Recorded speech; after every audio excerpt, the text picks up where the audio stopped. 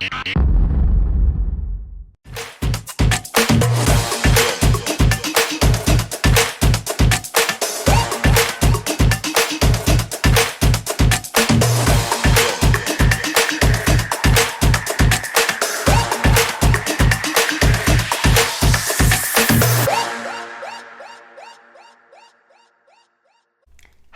I am Jada.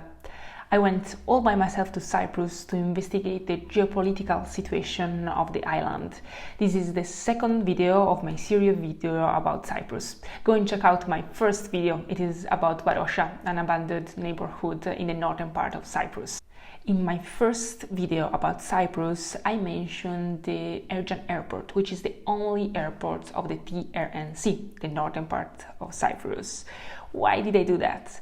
Well, because all the events related to the Ercan airport can help us understand how complicated and confused is the situation in Cyprus, how deep are the tensions between the northern part and the southern part of Cyprus, how linked and how dependent the northern part of Cyprus is on Turkey, and finally how Turkey uses the northern part of Cyprus to show off its power. As I said in my first video, Cyprus should be right now a sovereign and unitary state. But in fact, it is divided in two parts. The northern part, which is the Turkish Cypriot part, and the southern part, which is the Greek Cypriot part. Now, the northern part is not recognized by any country apart from Turkey. This means that the TRNC, the Turkish Republic of Northern Cyprus, has no formal relation with any country in the world apart from Turkey. This brings to important consequences because the northern part of Cyprus is totally dependent from a political point of view, but also from an economical point of view on Turkey. So, no country recognizes the northern part of Cyprus, and not even international organizations recognize the northern part of Cyprus. For example, the UN doesn't recognize the TRNC. This means that not even the ICAO, the International Civil Aviation Organization, recognizes the TRNC. And this means that all the flights to the TRNC, to the Ercan airport, can only depart from Turkey. And all the flights that depart from the TRNC can only go to Turkey. The TRNC has only one airport, the Ercan airport. It was built as a military airport and right now it's a civil airport. But in the last few months it has been renewed and enlarged a lot. Maybe too much, because it cost €500 million, $400.5 million to renew and enlarge it, which is quite a lot if we consider that there are not so many passengers who go to the TRNC, because the flights can only go to Turkey or come from Turkey. Why did they enlarge so much the airport? Why did they spend so much money on that airport? Well, there are many reasons. They are both political and economical. The first one is linked to the tensions between the northern part of Cyprus and the southern part of Cyprus. A Turkish journalist, said to me with a huge smile on his face that the TRNC, the Turkish Republic of Northern Cyprus, has always had the younger brother syndrome.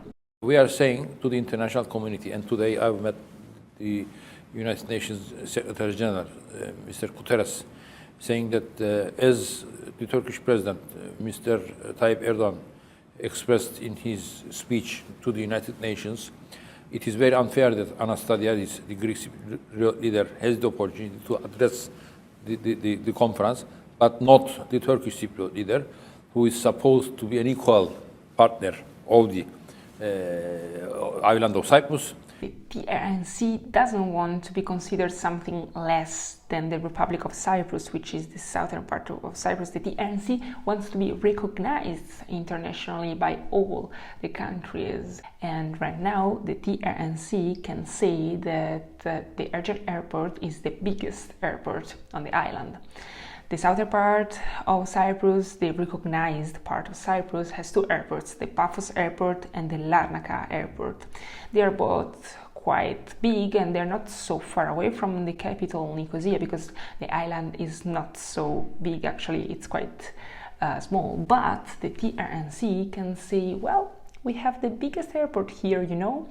You have two airports, you are the recognized part of the island, but we have the biggest airport on the island. I know it seems like a children's quarrel, but sometimes international relations just work like that. That's why Tatar, which is the PM, the Prime Minister of the TRNC, during the inauguration of the Ercan airport said these exact words: the South doesn't have an airport like this. Second reason, enlarging the Ercan airport helped to tie even more the TRNC to Turkey.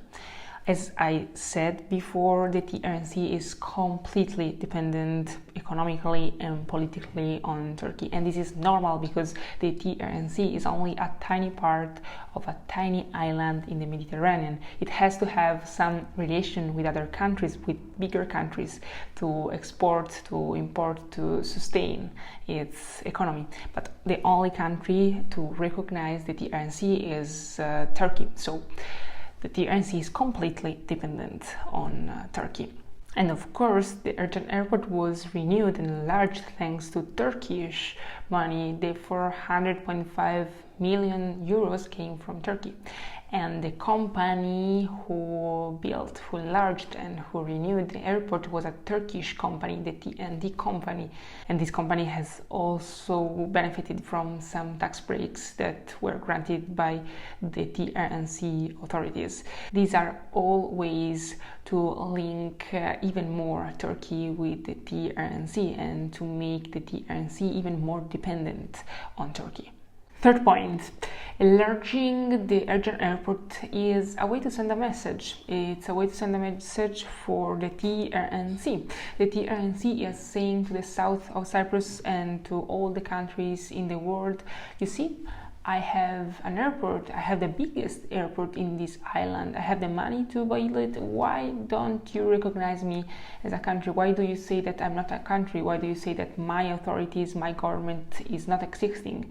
If I wasn't a real country, I wouldn't be able to build and enlarge an airport. And this airport is bigger than the one in Larnaca and the one in Paphos. Türkiye üzerinden dünyanın her türlü merkezinden buraya uçuşlar olabiliyor. Ancak direkt uçuş yok. Çünkü uluslararası camia bu haksızlığı bize yapmaya devam ediyor. Kıbrıs Türk halkı adına uluslararası camiaya bir kez daha sesleniyoruz. Bu izolasyon ve ambargolar ve kısıtlamalar ve özellikle seyahat özgürlüğü bakımından bize yapılan haksızlıklara artık son verilmesi gerekmektedir. But this is a way to send a message also from Turkey to Europe and to the southern part of Cyprus, to the Republic of Cyprus. Turkey is saying, Erdogan is saying, here I have the control. I have the control on the territories of the northern part of Cyprus, and I don't care about what you think. I don't care if Europe thinks that in 1974 I have invaded with tanks the northern part of Cyprus. I don't care if you think that the northern part of Cyprus is not a country. I don't care if you think it's just a territory occupied by Turkey. I have the control here, I have the money, and I can decide whatever I want to do. I can build an airport, I can enlarge an airport with my money on the territory of the northern part of Cyprus, because I can do whatever I want. Even if the airport is not necessary, I can do it. If you want further proof that Erdogan is using the TRNC to show off his power, well, you can just see what's the date of the inauguration of the TRNC airport, of the Ercan airport. The airport was inaugurated on the 20th of July of 2023. But what happened on the 20th of July of 1974? Well, Turkey arrived in the northern part of Cyprus. Turkey landed with tanks in the northern part of Cyprus to free the Turkish Cypriots. But from a Greek Cypriot perspective, from a European perspective, on the 20th of July of 1974, Turkey invaded Cyprus, and still now the northern part of Cyprus is occupied by Turkey. So this is a clear message.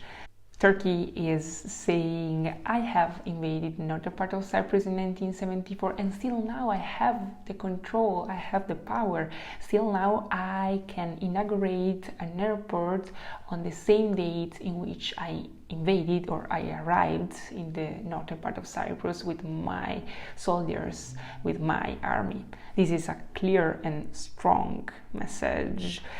Erdogan wanted the inauguration to be on the 20th of July. In fact, the airport wasn't ready on the 20th of July, but Erdogan still wanted to do the inauguration celebration. And in the next days, in the following days, the Ercan airport had some problems, technical problems, such as lack of internet, because it wasn't really ready. But yeah, it was too important, the date of the 20th of July, to not having the celebration and the inauguration of the airport in that specific day. The airport was enlarged also for another reason, maybe. Of course, if you have a larger airport, you can also bring more tourists to your country.